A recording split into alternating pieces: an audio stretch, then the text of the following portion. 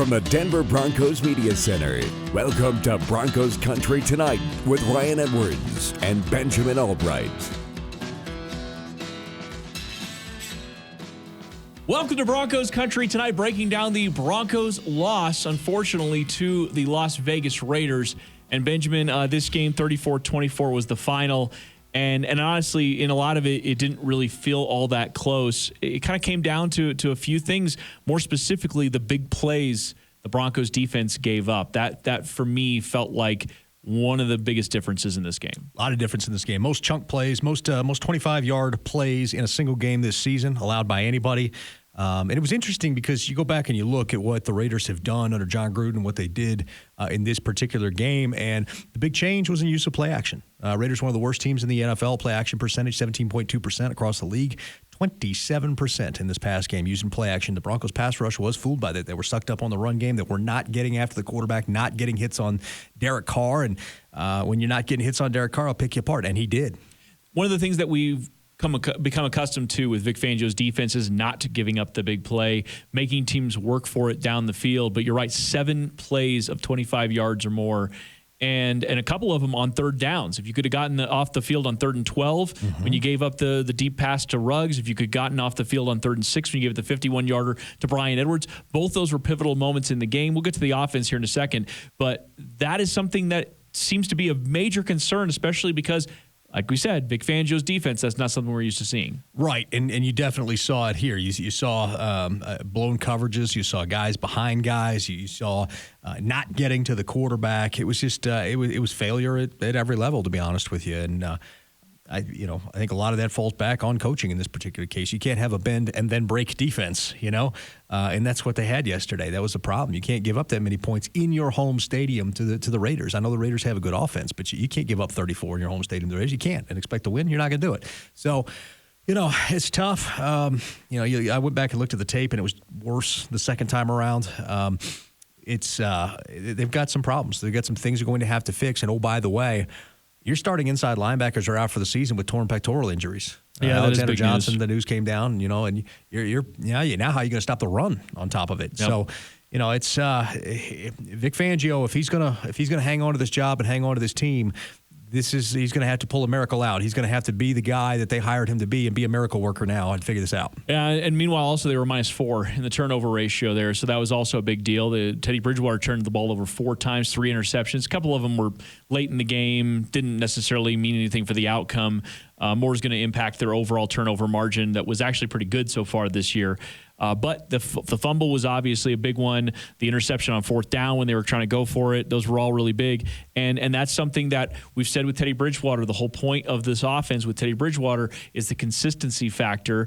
Yet, you've pointed out multiple times, it's not like he doesn't turn the ball over sometimes. Well, right. And for a guy whose careers are basically 14 touchdowns, 11 interception seasons, this idea that he was safer because completion percentage is just weird. I want to go back to something you said, because I thought the only interception that didn't matter was the 4th down when the other ones were crucial. It didn't end up mattering because they missed the field goal. Right, but the 4th down one wasn't. It was a punt. It was an arm punt. At the end of the day, the Raiders shouldn't have intercepted that. They should have batted the ball down. They would have got better field position. Yeah. So it was just an arm punt on 4th down. And while I hated the throw, it was inaccurate and deserved to be picked off. At the same time, the timing in the game. Right. Okay. At the same time, its overall impact on the bottom line on the game was significantly less than the other interceptions where you were trying to mount that comeback desperately and came up short. The final score way prettier than what the actual game was, which seems to be a theme with this team over the last couple of weeks. Hey, we're padding the stat line in the 4th quarter, making the quarterback look good, even though the second time you crossed the 50-yard line yesterday was with 8 minutes left in the 3rd quarter. Yeah, and that really does tell a little bit more about this game. Meanwhile, so for the offense here, as you're right, a lot of the numbers like they were last week's to a certain degree. Now, again, the Steelers game, they had a chance there. If they score a touchdown, get a 2-point conversion, then it's not meaningless stats. Right. It's meaningful. This game, it felt a little bit more like garbage time, and the Raiders were certainly playing off. They were allowing a lot of the underneath stuff, just letting the clock kind of run. So, guys, where do you go? You got a short week here. We're going to obviously spend a lot of time on the Browns over the next couple of days. Where do you go from here? Because it seems like these holes are all kind of the fundamentals and execution variety, but with the bigger umbrella of, are the players in the right position to make the right plays? And the answer to that is no. You're going to have to change some things you do on offense. Melvin Gordon needs to be the first and second down back unless you're in second or third and short. Javonte Williams is too wild with what he does. He has 16 of his 60 carries, whatever it is this year. 25% of his carries have gone for 0 or negative yardage. That means he's getting stuffed once every 4 plays, every 4 carries. That's unacceptable. Melvin Gordon's significant. It's less than half that. So you're going to have to put these guys in the best position. If you know if you know Javonte can be a game breaker, he's going to get stuffed sometimes. Well, then you use him when you're at 2nd and 2. And if he gets stuffed, you've got another opportunity. You can't use him on 1st and 2nd down and wind up in 3rd and 8. And we've seen that this offense is not capable of converting 3rd and 8 plus. It's just not. So you've got to find ways to get in 3rd and manageable. And that means having Melvin Gordon on the field on 1st and 2nd down and handing him the ball and letting him get you to 3rd and 4 and going from there. And if Melvin busts one off, if he busts a 6 or 7 yarder on 1st down, then bring Javonte in and see if you can get a game breaker run. One more thing here, the offensive line, they're letting defenders tee off on the quarterback here. They got 17 quarterback hits, 5 sacks. Teddy's holding the ball a long time. It's not all on the line. Right, so it's not all on the line. I'm acknowledging that. There were certainly a couple times there were coverage sacks that happened, and Teddy's holding the ball, and Teddy was late on some throws, which was also a bit of a problem yesterday, which is not something we're used to seeing. He's usually the anticipation guy. But the offensive line, man, that's something that I'm a little concerned about. 3rd longest time to throw in the NFL for any quarterback. I mean, I can't blame the line for that. The right side of the line is not playing as well as it should. And some of those I'll put on them. But the reality is you got a quarterback who holds the ball too long, who's trying to – and he said it in his post-game presser and everybody let it go. He was trying to stay in the progression pattern, you know. And, buddy, you got to have the mental timer in there and just get rid of it. Sometimes discretion's a better part of valor. You can't sit there and take sacks. You can't sit there and take these hits. You throw the ball out of bounds, you know. Taking a 0 is better than taking a negative, especially when you're Teddy Bridgewater and the margins matter.